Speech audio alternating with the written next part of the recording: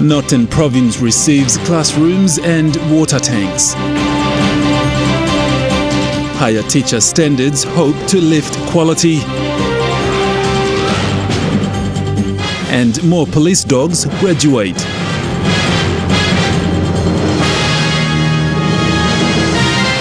This is National EMTV News with Godwin Eki.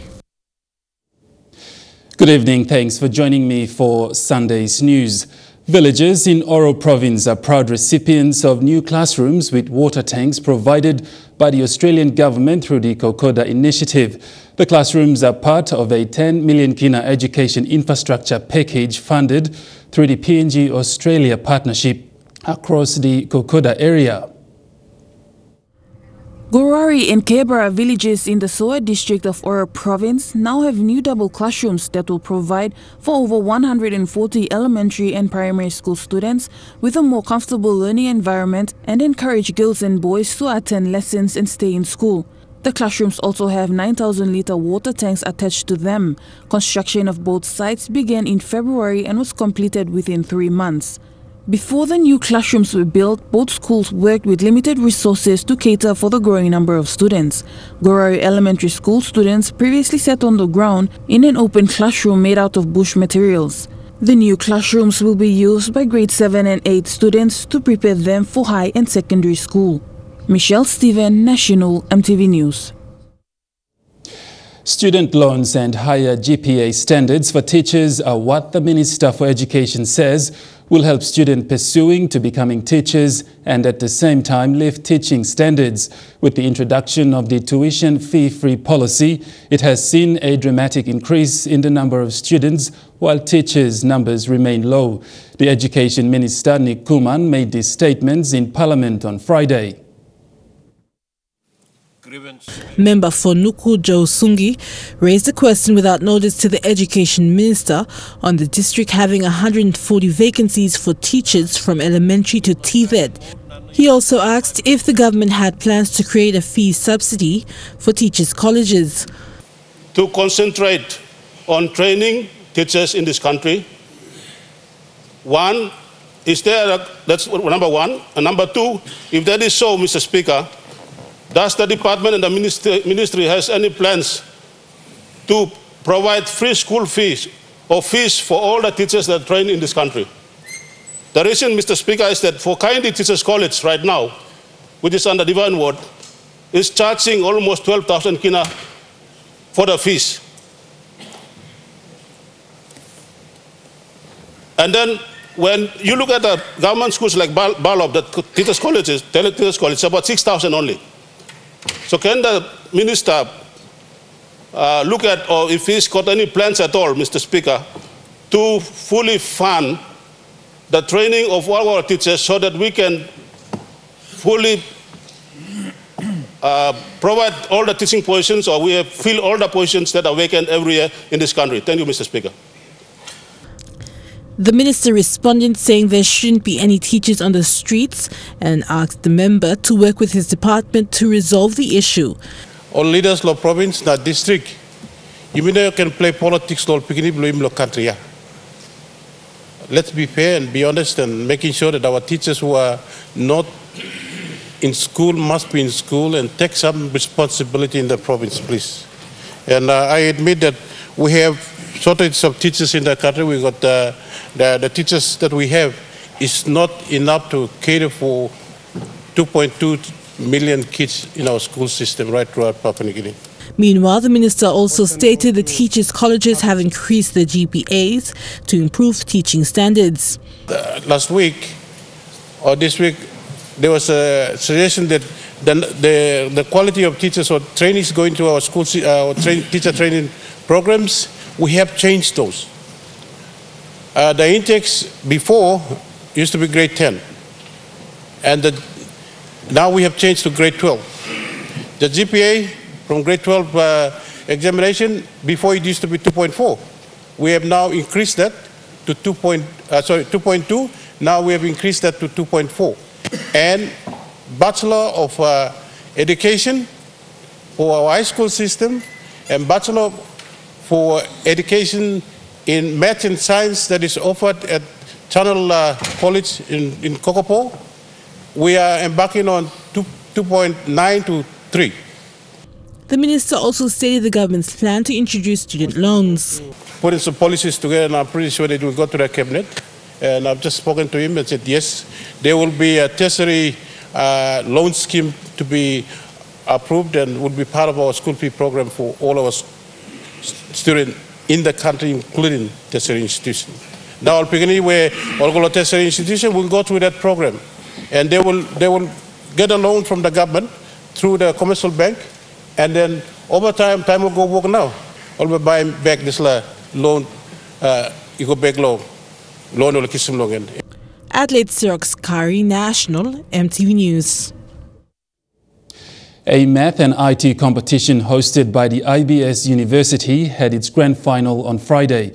The competition had secondary schools in the National Capital District competing for major prizes. Competition coordinator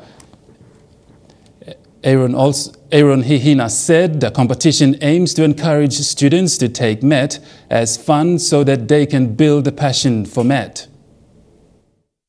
You ready? Your time starts now. In the math category, a student from Charles Luanga Secondary School came out the winner, claiming 200 Kina cash prize.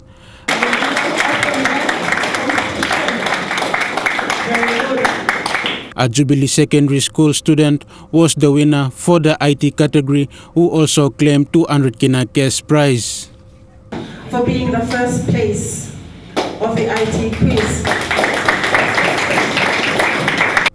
The runner-ups of both categories received 150 Kina each.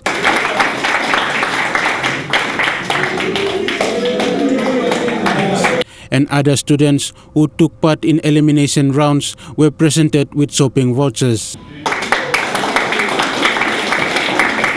Competition coordinator Aaron Iina said the competition needs more exposure and support from sponsors so that they can have something to give back to the students. But what we needed was something to give back to the students. That's what we needed. Things like gifts and something that they can value for a very long time.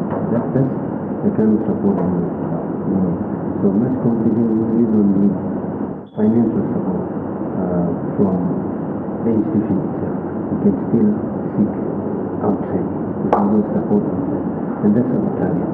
We want to be independent. We want to be outside and bring sponsors here. The coordinator said IBS being an institution that offers IT and math courses, they felt that hosting such event will give students an idea of what is offered at IBS. The competition started in 2007, which had many schools both in NCD and outside NCD participating. This initiative was brought out to go ahead before they get to IBS. You go ahead and let them know, or tell them that you need to take mathematics as a fun, so that it develops in you. If you're too serious about it, you may not get into liking it. But you have it in a fun way, it kind of slowly builds that interest of liking math. Mr. Hina thanked the hardworking staffs of IBS University and the sponsors who helped to make this year's competition a successful one. CPA PNG, Trukai Industries, Theodist, and the PNG Olympics Committee were the sponsors for this year's IT and math competition. Rayon Lakingu, National EMTV News. New Guinea has launched its first direct flight between Narita, Japan and Chuuk in the federated state of Micronesia.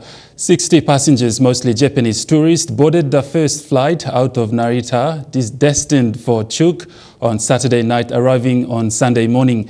New Guinea General Manager for Commercial Services, Dominic Kamu, who officiated the departure ceremony at Narita Airport, said the inclusion of Japan to Chuuk route was a strategic move as it provides an opportunity not only for Japanese divers and visitors, but also for those in Europe and North America to travel to the region.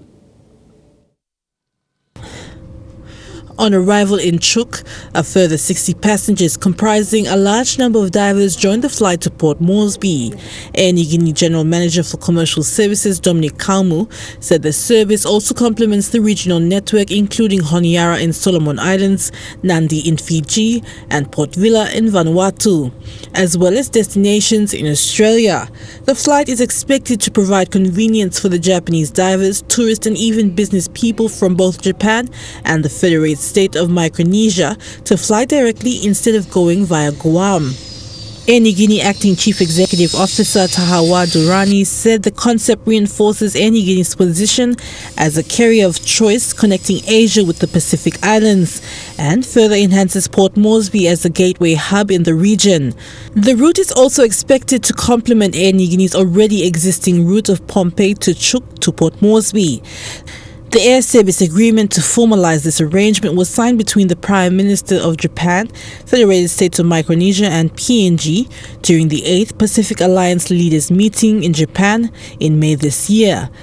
The agreement gives Air Niugini the right to uplift passengers between Narita and Chuuk on the way to and from Port Moresby.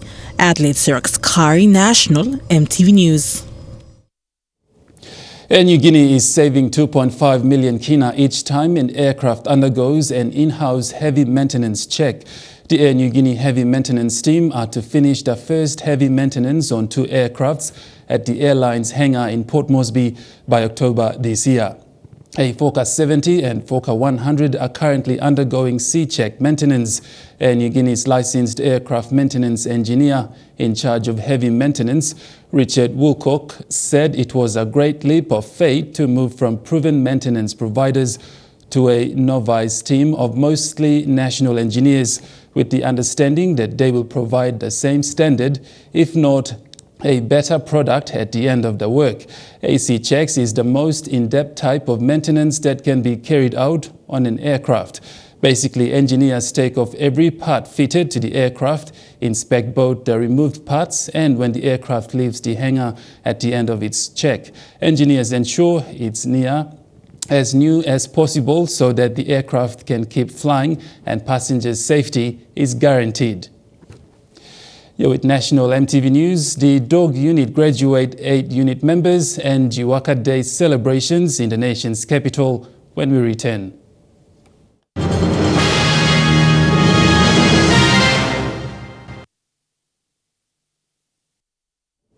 Welcome back to National EMTV News.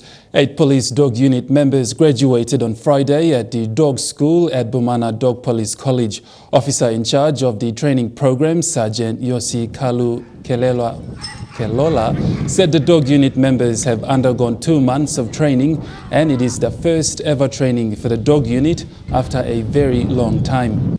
Mr. Kelola said the training is usually for 6 months, but due to financial constraints, this has been reduced to 2 months. The 8 dogs and their handlers trained purposely for tracking suspects, searching suspect buildings, open building search and crowd control in public place.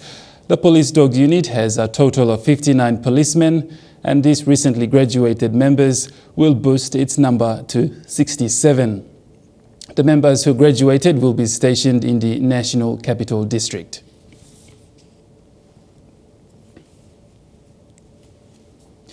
And 75 years on, memories of those who died during World War II were remembered today in Lae as the liberation of both Lae and Salamaua were commemorated.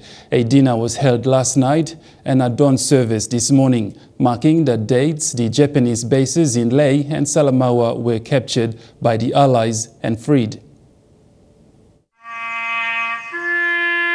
In a small yet significant gathering held this morning in Lae's War Cemetery, servicemen and women, guests and families met to observe one of World War II's battles fought in Morobe, the liberation of Lae.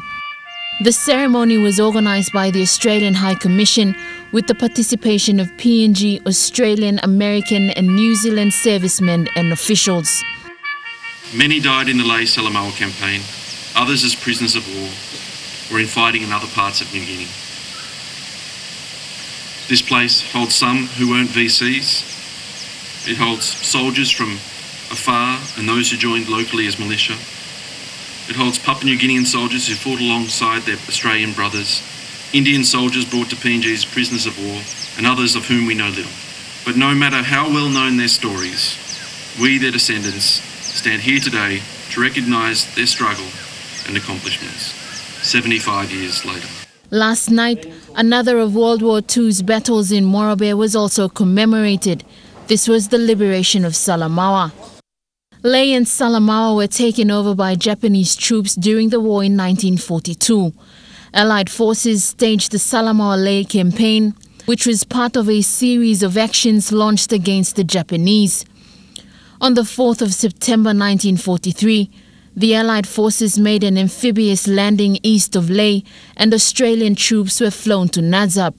Japanese troops withdrew and the Allied forces recaptured Salamaua on the 11th of September and Lae on the 16th. The 9th Division suffered 150 killed and the 7th 38 in the fighting. The Americans lost their share too and hundreds more were wounded. Today they were remembered. Lucy Kopana, National EMTV News, Lae. In the presence of its provincial head, Dr. William Tongap, Jiwaka Province celebrated its Provincial Day in style yesterday in Port Moresby. The day saw performances from sing-sing groups, traditional dancing, face painting and other entertainments, including the province's very own local band, Dopdoit Band, entertained the crowd. Themed My Culture, My Identity, it stood up to its name as traditional dancers, all dressed in various traditional outfits, sang as they made their way into the showground.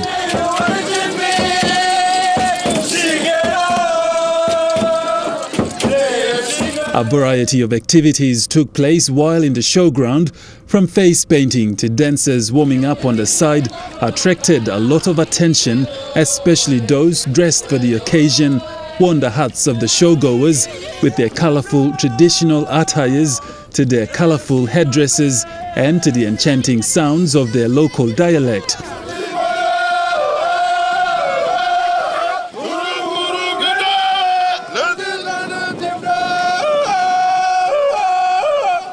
It was a day of celebrations as people from Jiwaka proudly waved their provincial flags with pride.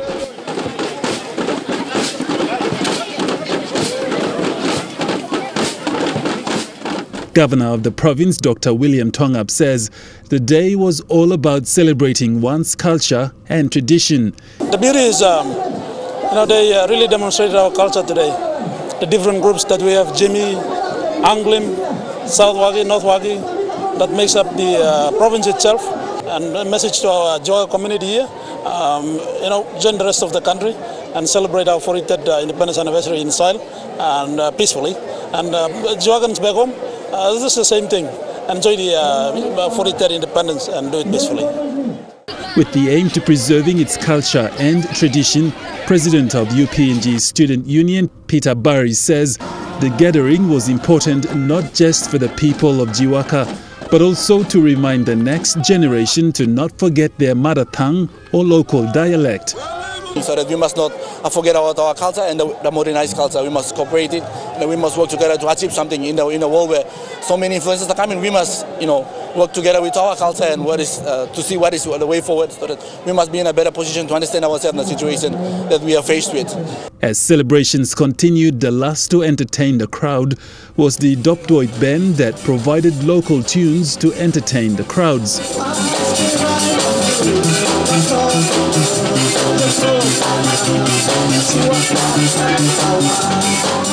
Showgoers and those dressed to celebrate Jiwaka's Cultural Day had this to say for the province and the country to mark PNG's 43rd Independence Day. Happy Independence from all the Jiwakas.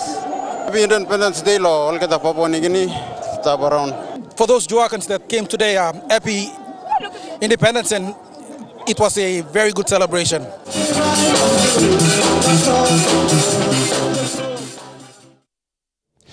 The National Court in Kokopo has found 3 police officers guilty of manslaughter charges following the death of a young man.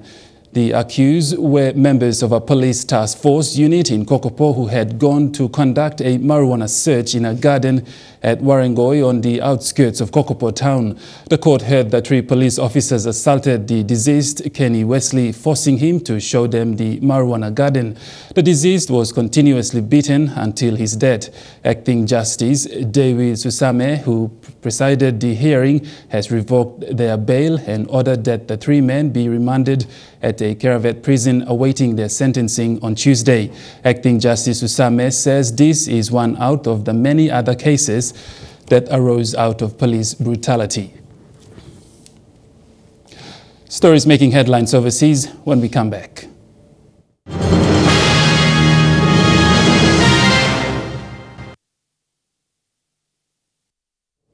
Welcome back to National EMTV News. Turning overseas now, and former U.S. President Barack Obama says, quote, "Enough is enough," and has called for sanity to be returned to American politics.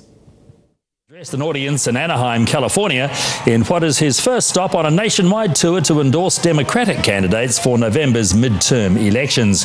He urged Americans to vote, saying they had the power to take back control of democracy.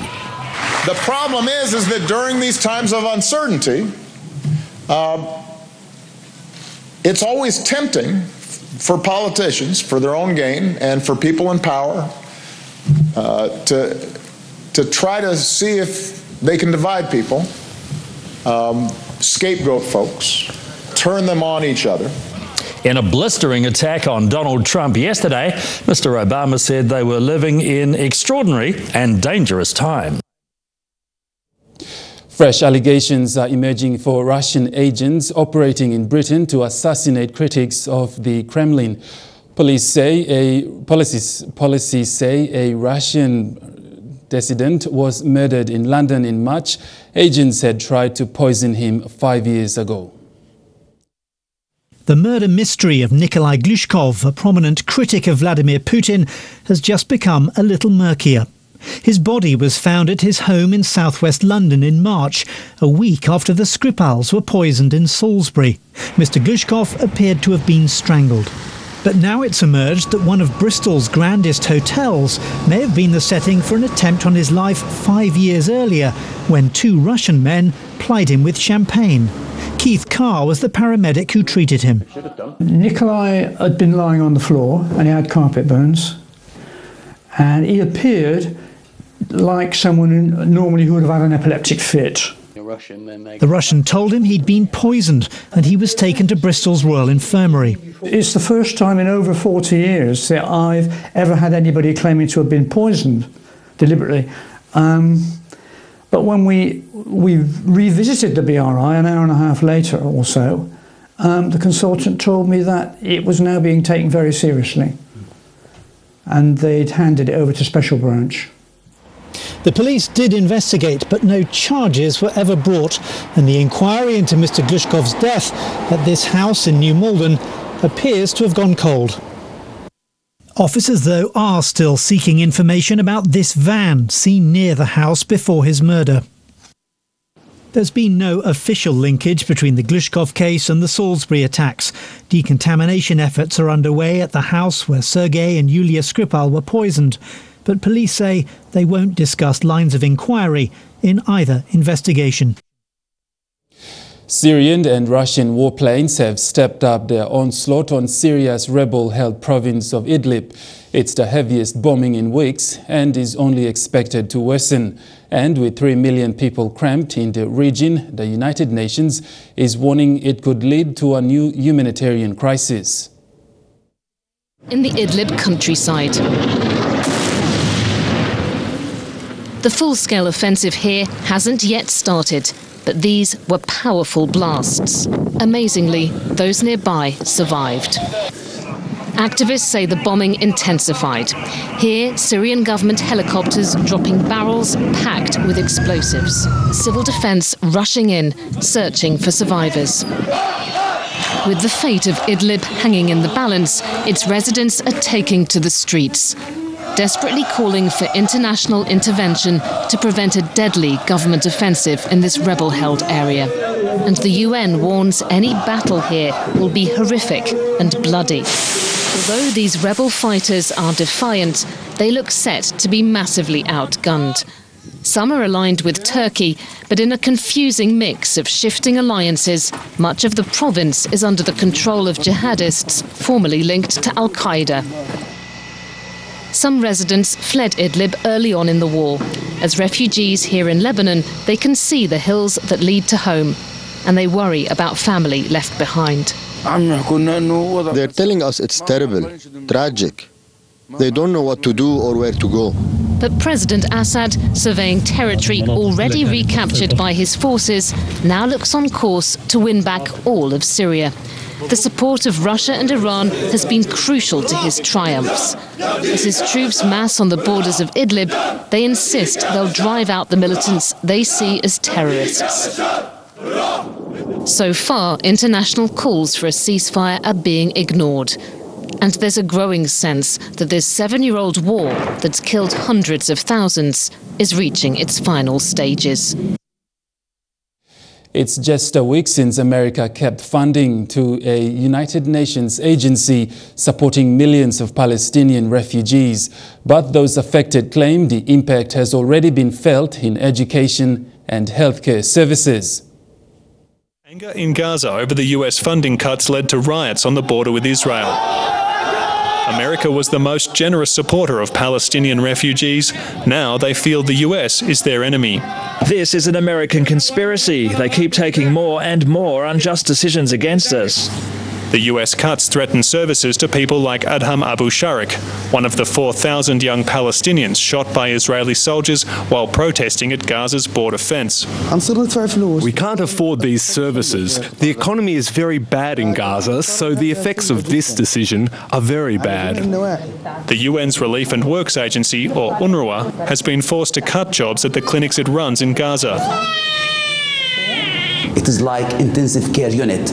If you cut or partially cut the service of UNRWA, it means that we will die. The United States isn't just cutting funding for refugee services. There's also talk of removing refugee status from the children and grandchildren of those who were originally displaced. That change would affect more than 5 million Palestinians. That's creating great anxiety in the refugee families who rely on the UN agency for food. And their refugee status gives them hope of one day returning to the land their families fled. Any change will greatly affect the next generation. More than 500,000 Palestinian children attend UN schools. Stopping the funding is a very bad thing. This could threaten us. We might not get any education anymore. There are fears that education cuts could expose more young people to radicalisation. There is no alternative to UNRWA at this point. It's a much safer strategy to support us. The UN hopes other countries will fill the funding gap so it can guarantee services and schools into the future. To take us to Trukai Sports, she is the greatest women's tennis player of all time, but Serena Williams today has been at the center of an ugly scene on her way to losing the US Open final.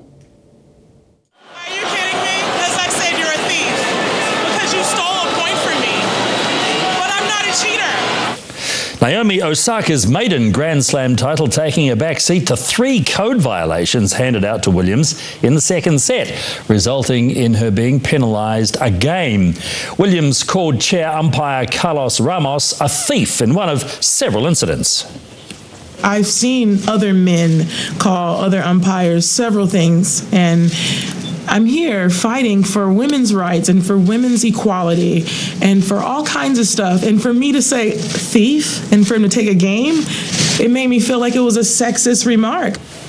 It's the third time Williams has been in verbal confrontation with the chair umpire at the US Open after similar incidents in 2009 and 2011. And more on that story in Trukai Sports when we come back.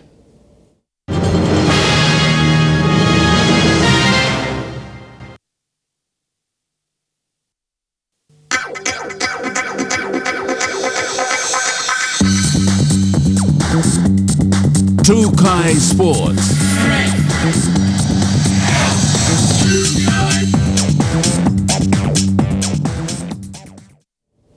Welcome to Trukai Sports. Naomi Osaka's crowning moment has been overshadowed by controversial scenes at the US Open. The 20-year-old dominated her idol Serena Williams in the final to claim hers and Japan's first Grand Slam title. Rather than celebrating her win, the world is instead talking about Williams' meltdown. Should have been Naomi Osaka's proudest moment. Naomi Osaka, a quantum leap. US Open champion. But instead she was caught in the middle of a storm. Osaka becoming the first Japanese player to win a Grand Slam title, defeating Serena Williams in straight sets. But that's taken a back seat to an ugly second set feud between Williams and chair umpire Carlos Ramos. It all started in the second game of the set, when the tournament's six-time champion was issued a warning for coaching. And I understand why you may have thought that was coaching, but I'm telling you it's not. I don't cheat to win, I'd rather lose. Williams going on to tell Ramos she's never had coaching during a match in her career, despite her coach admitting it. I'm honest, I was coaching. But as that incident seemed to pass, the fury was reignited, with Williams losing a point in the fifth game for another code violation after smashing her racket in frustration. You owe me an apology. I have never cheated in my life. Osaka carried on her merry way to lead 4-3 when Williams unleashed again at the change of ends. Forcing Ramos to issue her with another code violation. Verbal abuse. And now, Mrs. Williams. It put Osaka one game away from the title, but sent the game's greatest further into meltdown. Williams nearing tears, pleading her case to the tournament referees. This is not fair. This has happened to me too many times. They stood by Ramos, and soon after, Williams lost the on-court battle too, with Osaka making history and left in awe of beating her lifelong idol. When I step onto the court, I feel like a different person, right? I'm not a Serena fan. I'm just a tennis player playing another tennis player. But then when I hugged her at the net, I felt like a little kid again, so sorry. A moment to savour forever, overcoming her idol and a day of unbelievable drama at Flushing Meadows. To rugby union, forced changes are on the way for the All Blacks following last night's 46-24 win over Argentina. There were plenty of positives for Steve Hansen to take from their historic win in Nelson. He's got TJ Pinarella inside him, and he's got two. We got a bonus point win, we scored some nice tries, and we got a lot of opportunities for people to grow. 6 tries in fact, and the latest All Black to finally get his run out in the black jersey. Te Toiroa Tahuriorangi impressed with his minutes off the bench, helping set up the final try of the match. Sensational! All of which came off the back of a tough week for the halfback. This week was pretty hard because I lost my nan, so it's always a mixed emotions around there too, so I just hopefully made her proud. Worryingly for the All Blacks, they leave Nelson with 2 more names added to their injury list. Second 5 Nani Laumape picked up grade 1 ligament damage in his knee, which will see him out for 2 to 3 weeks, while lock Brodie Retanic's shoulder injury could potentially rule him out for the rest of the championship. Could be maximum 6 weeks. That means another call-up for Patrick Tuipulotu after a dominant display with Auckland on Friday. I know he had a pretty good game on the weekend, scoring 3 tries in 40 minutes, so I might have a catch-up and work out how he's doing it. Fellow Crusader Richie Mo'unga couldn't quite reach the heights of his Super Rugby campaign, but his performance drew plenty of praise from within camp. Everyone wants to go out there and be the best player on the park, and I think with Rich it was great. He backed himself. He wasn't afraid to tell us forwards what to do. As improved as their performance may have been, allowing Argentina to run in 3 tries leaves plenty of work-ons for the coming week. And if they can nail those, they could seal yet another rugby championship against the Springboks in Wellington. And still in rugby, the South African Springboks couldn't get past the Wallabies in Brisbane. Trailing by 5 points, the Boks camped in the home side's 22, but just couldn't get up. It pops up for de Klerk. It's been intercepted by Foley. The Wallabies just lasting 23-18 to snap their losing run in the championship.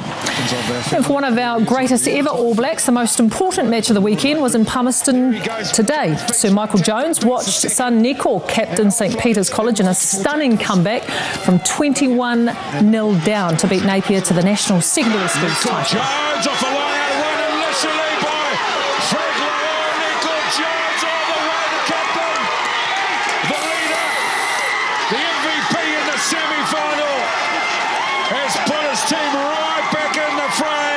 We know they had an amazing team, but we just had to do what we had to do. We trusted, we played our game, and we had a lot of fun, and we got the win in the end. It sounds like his dad, the player of the tournament, leading St Peter's to its third national title and first in 18 years. And Trukai Sports continues after the break. Stay with us. Trukai Sports. Welcome back to Trukai Sports. The National Capital District Hockey Tournament presentation saw teams awarded trophies for their performance during the competition. Winners in each division and runners-up were awarded trophies. Following the successful staging of the 3-week NCD Hockey Tournament at Sejonga Stadium, players are gearing up to take part in the National Championships. The NCD Hockey Finals was witnessed by many family and friends. The men's final saw Senior Men's 1 defeat Senior Men's 2 in a 3-0 victory. In this tournament, getting ready to select our final players for the National Championship, which I believe is going to happen soon. I want to congratulate everyone and also congratulate those who have won, those who have got prize. NCD Governor Paus Pakot supported the national championships by presenting a check of 40,000 kina. We have been supporting you all in the past, but not too much. I think in 2016, we supported you all, the competition and our association with 22,000. But today, in 2017, we did not support you all. I will not give any excuse. Maybe election time, I don't know. Some other priorities. But now we are here, and I'm here to show our support to you all, and not just a support, but we are doubling it to about 40,000. The national championships will be held next week in Port Moresby. Elijah Levet, National EMTV Sports. Still on hockey, and PNG Hockey Federation President Kaluin Potuan says after the recent tournament, players are fighting to make the national squad for this year's national championship. Potuan says the venue and date of the tournament has been set. We're going into training next week, and on the Friday coming is the national championships. So we've used this tournament as the lead up to prepare for the national hockey championships. Over 3 days in the past 2 years, over a long weekend. Usually it's the Remembrance Day, or our Repentance Day. But for this year, we've grown the base of hockey so large that we can't play over 3 days. So it's gone up to 5. And so as the national hockey, our NCD hockey tournament progresses and builds up, we'll look at avenues on how to keep building it, but also how to manage it. And that ends Trukai Sports. The weather details when we come back. Trukai Sports.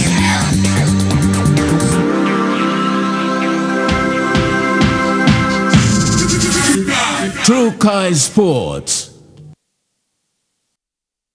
The weather details were proudly brought to you by Dulux, celebrating 50 years in PNG and the only paint made in PNG.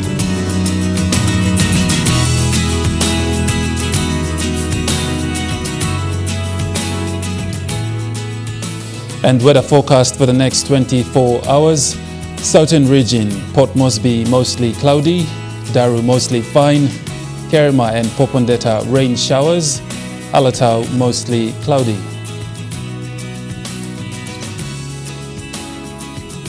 In the Momase region, Lay City rain showers, Medang, Wewak and Vanimo rain showers and thunderstorms.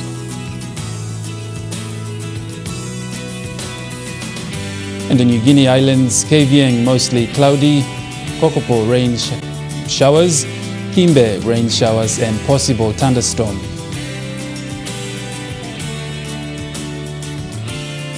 In the Highlands region, all centers morning fog clearing with rain shower.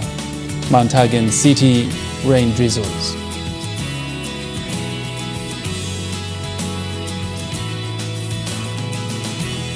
Forecast for small ships for the next 24 hours. Waters of southern PNG, Indonesian.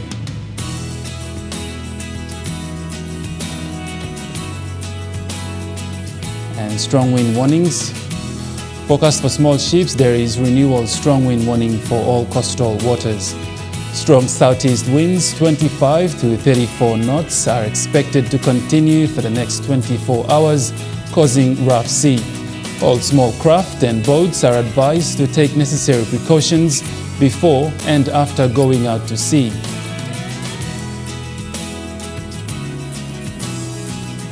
And forecast for small ships for the next 24 hours. Waters of southern PNG Indonesian border through Torres Strait and Daru to Kiwai Island, to Kerema, to Yule Island, to Hood Point, to Samarai Island, and waters of eastern and western Milne Bay Islands, and waters of Samarai Island to Cape Vogel, to Finchafen, and waters of Manus and its western group of islands. Seas 1.5 to 2.5 meters. Waters of Finchafen through VTS Dampier Straits to Siasi Islands to Long Island, seas 2 to 3 meters. Waters of Long Island to Medang, to Bogia, to Wewak, to Aitape, to Vanimo to northern PNG Indonesian border, seas 0.5 to 1 meters. And waters of New Island to East New Britain to Bougainville, seas 0.5 to 1.5 meters.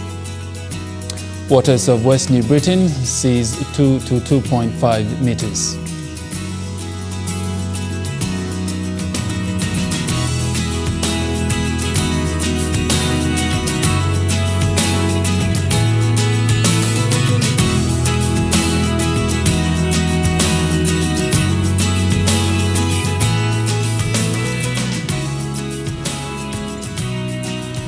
And ocean forecast for PNG areas: coral seas, seas moderate to rough with southeast winds at 20 to 34 knots.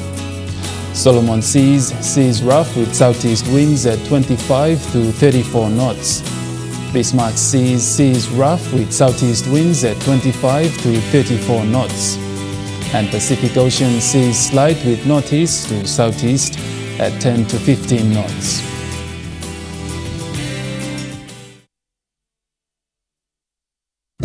The weather details were proudly brought to you by Dulux, celebrating 50 years in PNG and the only paint made in PNG. And that's the way it is this Sunday, the 9th of September. Don't forget, stay tuned for our Independence special, My Province, My Country. Tonight, Helen Sayer brings you Gulf Province. On behalf of the news team, pleasant viewing. Good night.